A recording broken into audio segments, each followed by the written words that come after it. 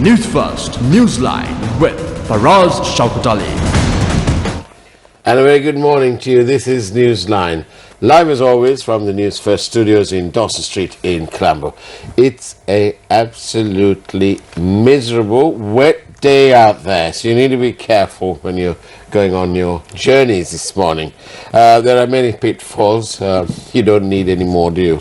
And here we are to discuss what the political parties and the aspiring presidential candidates should be incorporating in their various manifestos. We've got in our studio a gentleman who is promoting the cause of a People's Manifesto. And to discuss what that is all about, or what it should be all about, is Mr. Lasil De Silva. Very good morning to you, Lasil. Good morning, Faraz. How are you? Thank you very much. And if you don't mind, we are going to be playing your name card every sort of 5 minutes, because the public keeps saying that they want to know who is on the other side. Right. And they need to be reminding that. So we've agreed to that, and we'll do that. And of course, on Newsline, you can send us your questions on 0772 300 305 straight here to the studio by SMS only, please. Now then, Mr. Lasil De Silva, what is this business about a People's Manifesto? Why a People's Manifesto? What is a People's Manifesto? Would you tell us? Now, over a period of about 71 years, we have a feeling that ours is a badly neglected country. All throughout, there have been all kinds of pledges given, number of manifestos issued by various governments, you know, having assured, say, Ashcharya or whatever, what it is, now, all types of things to take the country forward. But unfortunately, when you go to places like what you're doing, you can see there are a lot of shortcomings. They have not really addressed burning issues of the people. Now, water, sanitation. Actually, I just brought your the report itself. Now, yours is a report that had definitely gone into all the details all throughout the country, and you have identified basic issues. Yes, we were joined in this quest by the University of Peradeniya. Right. Now, having done such a thing, this had facilitated us a great deal to identify the basic needs of the country. It had specifically stated, you know, let me, for your easy reference, I mean, I'll quote them: drinking water problems, damaged roads, threats from elephants, issues in public transport, unemployment, lack of water for cultivation, health issues, issues in education sector, drought, lack of sanitary facilities for facilities, CKDU, that is kidney, wildlife threats, land issues, issues in irrigation, water management, lack of electricity issues, microfinance issues, poor market, other facilities, absence of fixed prices, etc. So now, having gone into all those in detail, I personally feel there are other things also where we need to consider, like, you know, education, empowering youth, empowering our women, all that. The biggest problem is all the politicians have done everything, I mean, to legislate, to, you know, for them to prosper. But unfortunately, they have not done the needful for the benefit of the people, for the benefit of the country. Now, we have in 2009 ended a war, right? Yes. People had high hopes because people had to sacrifice a lot. Prior to, you know, before 2009, for about 30 years, there are explosions, all the problems, right?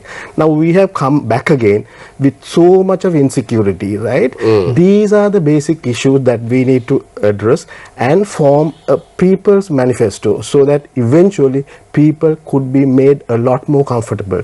That was a country that we had enjoyed at the time of independence, right? So actually, a People's Manifesto, there's nothing wrong in any political party adopting a People's Manifesto, because the People's Manifesto, from what you're saying, encompasses the real needs, already identified needs, not some perceived notion. No.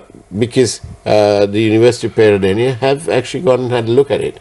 and they say these are the issues that we came across. Yeah, right. So perhaps if the public are so minded, if our viewers are so minded, perhaps you like to send us a note on what you think should be taken up by any and all political parties, so that the basic requirements of the country, the people, will be addressed within any political ideology, whether it be the SLFP, the UNP, the SLPP, JVP, God knows, anyone. The needs of the people transcend all political ideologies. Yeah, it is very unfortunate, people bear all the expenditure to run a public sector which is so very heavy. Now, we have about 1.6 million public servants, which is totally extremely too much, right?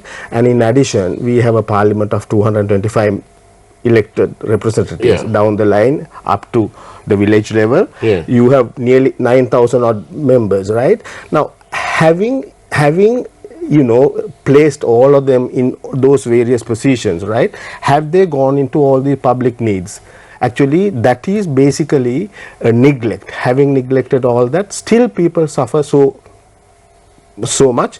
Now, like what you suggested, I think it is very, very important have a people's manifesto, and we really need a people's manifesto and ensure that they deliver the promises, because all what had gone wrong in the past was basically because none of them have fulfilled their pledges. So it is very important. We have to think of the other side also, basically electing.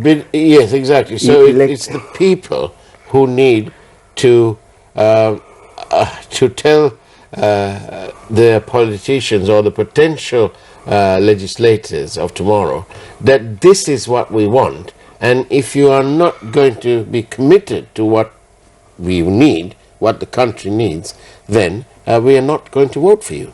That's as simple as that. No, actually that should come forward from the leadership, because if we have the right type of nominations given, it's very difficult for good people to get nominations from these leaders, because they have their own people, selected, hand-picked selections. The word you're groping for is cronies. Lackeys. Right. Unfortunate situation is there is nobody who will stand up in order to deliver the kind of goods the people need. Right. And in an ironic sort of way, once more the media have helped the politicians and the wannabe politicians with their work, which is that the media have gone around and identified. Not everyone does it, but we certainly do at News First. Yeah, this is a very good thing that you all have done in the interest of the country, because media also has a responsibility, like what you do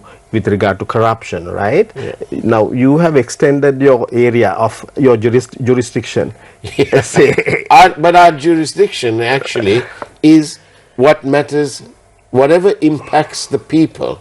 That is the jurisdiction. That's exactly of the media. Yeah, so good-heartedly doing this is great, right? But you have to also ensure, right? You elect the right type of people. Don't leave it at that. It is very, very important in order to send the message across to the masses also. They have to bring pressure on. I tell you what, I do wish that in this day and age and of technology, I think it's technology that is the new partner of democracy, because, for example, in the next election we will have approximately 1.7 million new voters. They're all empowered with something marvelous. It's called a smartphone.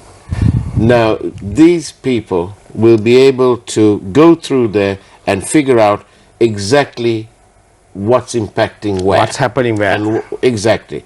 And so I do wish that there's some kind of an app or something, maybe from Parliament, so that the people can go in there and say, no, I don't want this thing, tell him to go away, he's not performing. but an easy thing, and, just a yes and a no. I do wish that, because then we can take the results on a weekly basis, and we can have the rating of various. Why stop at politicians? It could be the public service. It could be the various different departments, the immigration department, the customs people. I think people also have a role to play. Well, that's what I mean. Yes. Because if we all started using such thing, then it's the people's rating.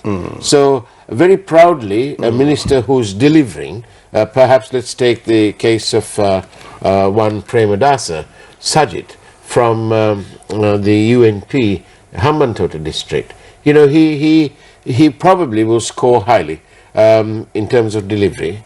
So, his rating, his people's rating, based on some technological app, right, will be there. And he can quite proudly say, well, look, my rating's so much.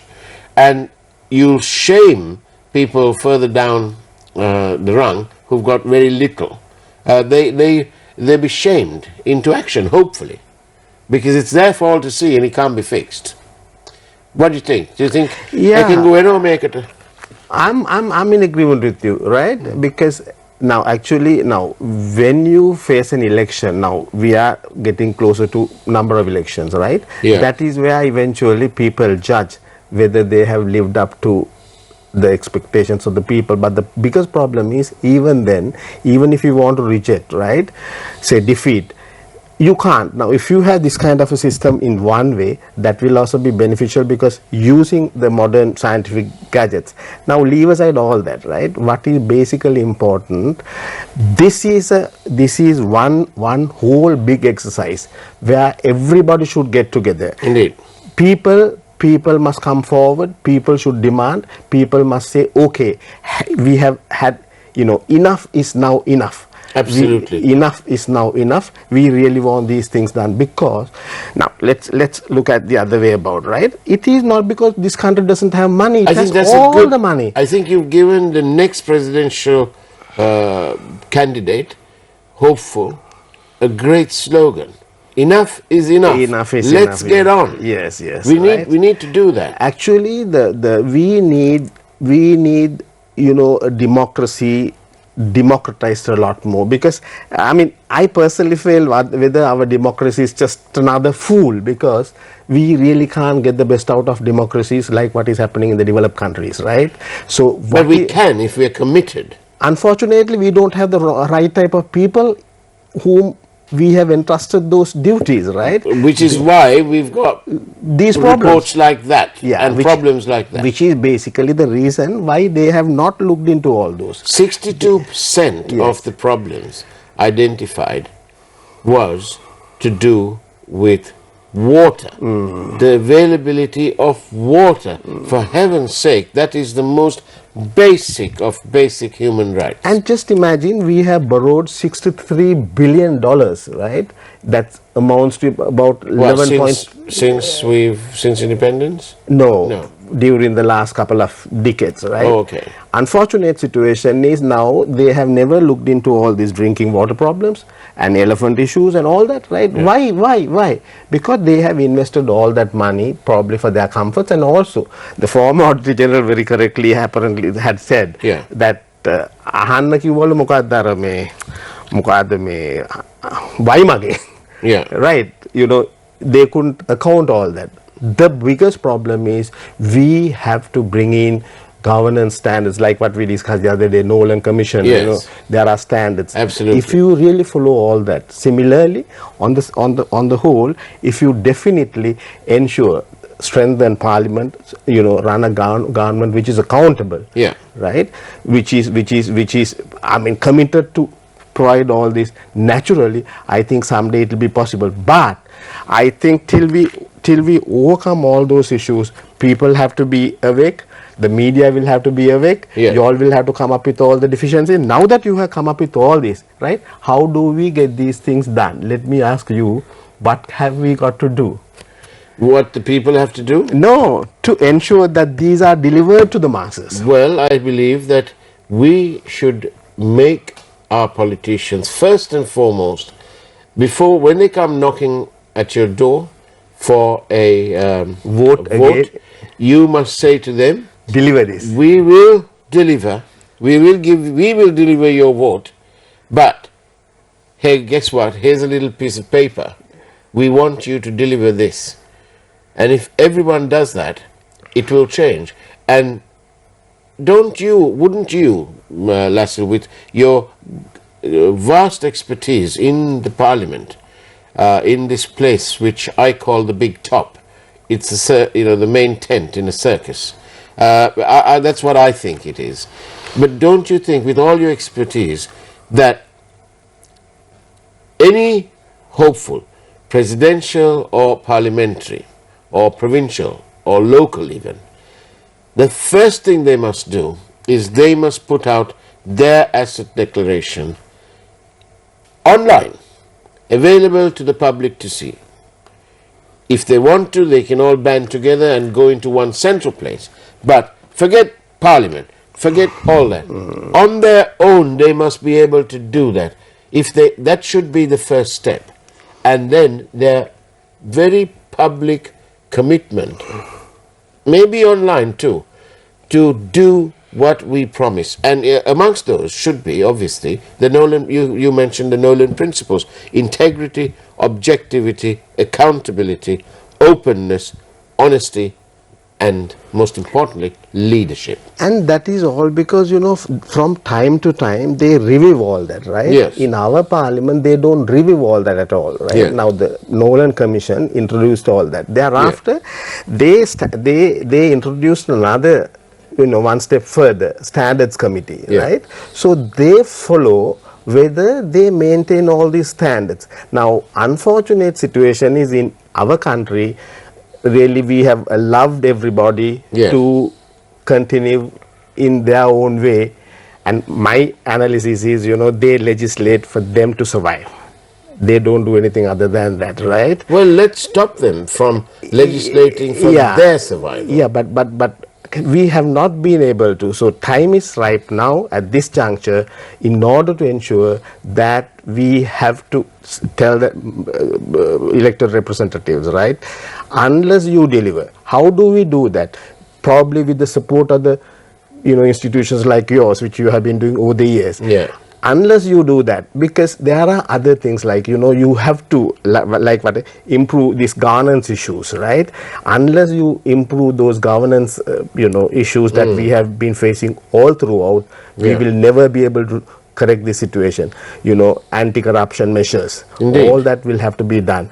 The big picture is there is a need. Yes. There is a need for people to wake up and say, deliver, because we pay, even these indirect taxes, all that, right? It's huge. Now, I find now 37% of a telephone bill, right? By way of indirect taxes, Yes. goes to the government. Right? Absolutely. Isn't that crazy? My telephone, it's a postpaid one, Yes. 437 rupees for one of those. Yeah. Actually, the tax is about 175 rupees. Indeed. So, which was about... And let's not forget that it is under this government that our communication costs went literally double. it is wrong. Including data and so on. And here we have, yes, it's a favorite man's name, Ranil Wickremesinghe, leading this government, the admin of the government. And, what's he got to say? He says, I'm going to give you free Wi-Fi. Come on. Does he know what that means? Because he doesn't. I'm sure he doesn't pay for I'd like to know from him, do you, Mr. Wickremesinghe, pay for your own data connection? And then you'll know how expensive it is. And why do they levy all those taxes, right? To give it back to the people by way of different services. I only could remember, now that we have been talking about this telephone levies and all that, right? The last government paid 600 million for Silredi and all that, right? Eventually, that's how... There was enough seal ready there to last six enlightenments, if you right. you look at it. So all that will have to be stopped. All that will have to be streamlined if you have to deliver all this eventually for the benefit of the people. So there you are. You're making the point here that if we tackled wanton wastage, of government waste funds. of government funds. And if we dealt with that issue, then these issues will be automatically. My preference always had been, unless you stop, unless you change this culture of impunity, Yeah. right? Punish all those, lawbreakers, crooks, people who got involved in corruption issues and all that, right? You will never be able to put this whole country right, because it's the same lot. It's like a, say, washing machine, right? Put them in the washing machine, again cleaned up, back again in parliament. And here we are. Say- Look, the people are beginning to speak. I'm glad that the people are beginning to get out of their very comfortable do-nothing seats. And some have already started sending us messages. I'm going to take one of them. If you look at a map of Sri Lanka, it is covered by rivers right around. What about tanks? Oil is transferred from one country to another by pipes. Surely, can't we utilize these rivers and tanks to transport water around the country? The maximum distance will be 220 miles. I think it's a wonderful suggestion. It probably costs less than what was skimmed off the bond scam. Yeah, now we should be thankful. It just reminded me, one Sir Gammons, Yeah. who had taken part in this independence period in 1947, had said, we have developed, infrastructure facility by way of train services and road networks and all that, and our economy was so strong. He had said 80% of the exchange, foreign revenue we had got from the state sector. Now he had said this country is definitely going to take off. So how did this go in the wrong direction, eventually come down to this level? What I'm trying to say, basic problem is, it is very important we have to change the system of governance also. Go on. Unless we do that, right, none of these things can be achieved. I just want to come back to the same issue.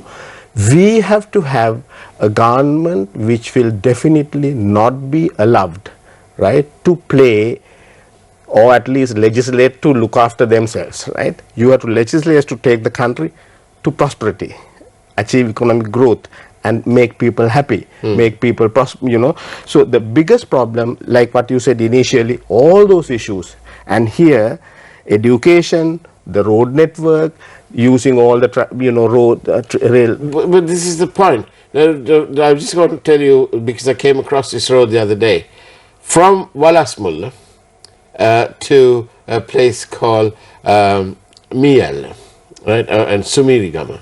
This is a little road. During the Rajapaksa years, it was found that these people in those villages in that road, Walasmulla, by the way, is virtually on the doorstep of the Rajapaksa homestead in Medamulana. Now then, from there to Mial and so on is this little road. It is in the most deplorable condition.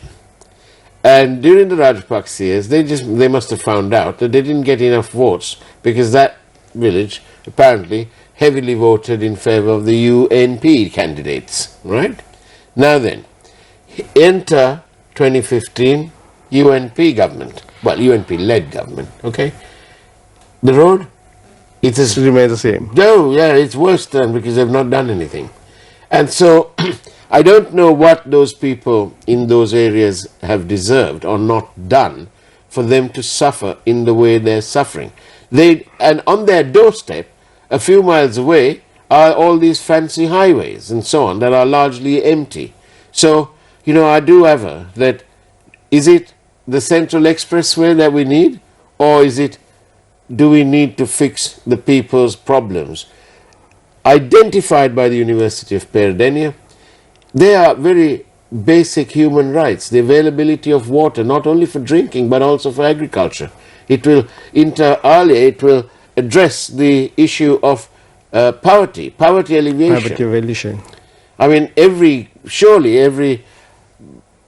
village, every town, they must all be encouraged to produce something that can be exported. And exported, and you must take pride in what you make.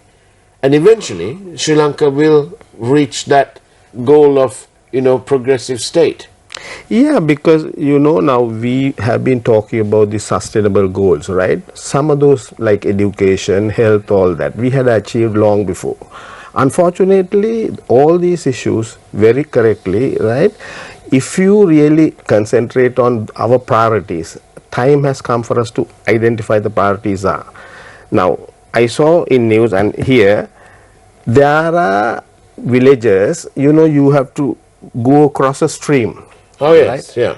And when the whole place is flooded, even when there's a funeral, right, you have to carry the caskets, all that, with so much of difficulty. Can you imagine after 71 years of independence, That we're still like that. we are still like that, right?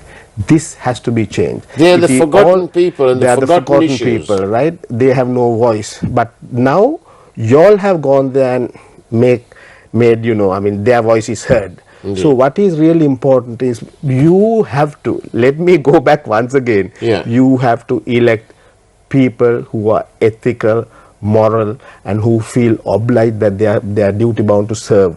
I think these people who wield power, they must understand the essence of, They should have the passion to serve the nation, I believe. The nobility obliges, right? And they must understand that that they must help the people down there. No, what have they done? They have taken what they have to be given into their pockets. Is there any law, Lasso? I know you live, your family homestead is down south. Yeah.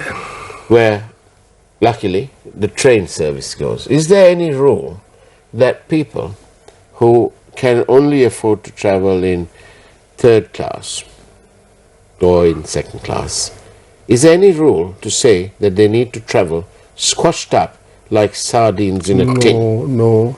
Last night at 7:14, Yeah. 7:14, I was on Marine Drive, headed towards home, and there was a train alongside going further down south.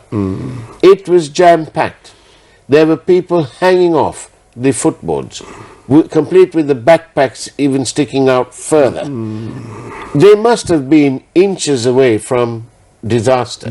So what are they waiting for? Are they waiting for absolute disaster, for a few people to slip off? What about a day like today?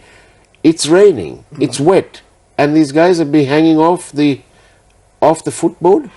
Can you imagine, in a country like Sri Lanka, when you have all those problems like transport, right? Rail transport has not been improved, but still they spend so many millions in order to buy luxury cars. All that should be stopped if you want all these things done, right? All that, unless you stop all that, I don't think anything can be done. Yes. Unfortunate situation is the biggest problem, right? They have really not done justice, having wasted all that money basically for their various other things other than the duties. I do want to ask this question. In the 9 years of the Rajapaksa administration, in the 9 or 10 years of Chandrika's administration, and the 10 years before that and so on, but what happens? These cars, these vehicles that they're buying and producing these days, they can't be very good. Do you know why? Because what happened to the 9 years of cars purchased by the state for all sorts of people? Where are they? Because now again, this lot are buying cars again. Yeah. So these cars aren't very, very durable. There was an audit query, actually a report where the health ministry, they couldn't find basically what had happened to about nearly 1,500 odd vehicles, right? That's the same story all over. Now, we know during the last government, there was a huge fleet of vehicles under the president, right? There were issues where they could not probably trace all that, and that has to be corrected. Government money needs to be properly invested and accounted for.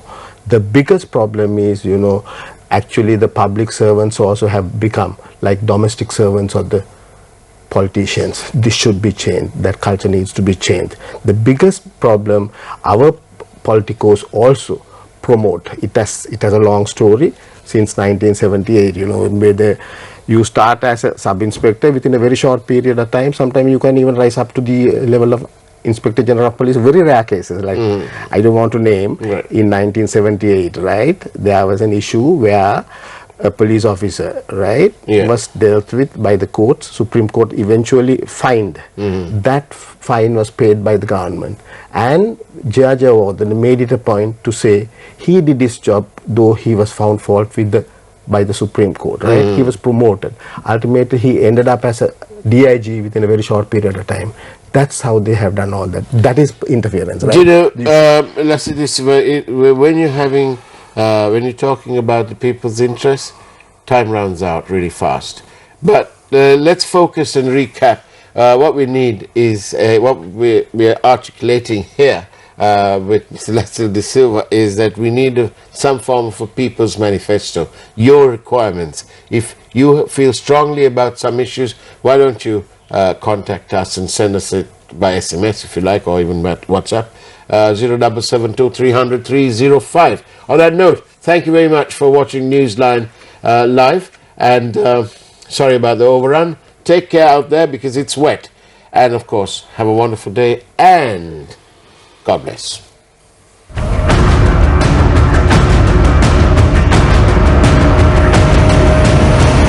Newsfirst, Newsline.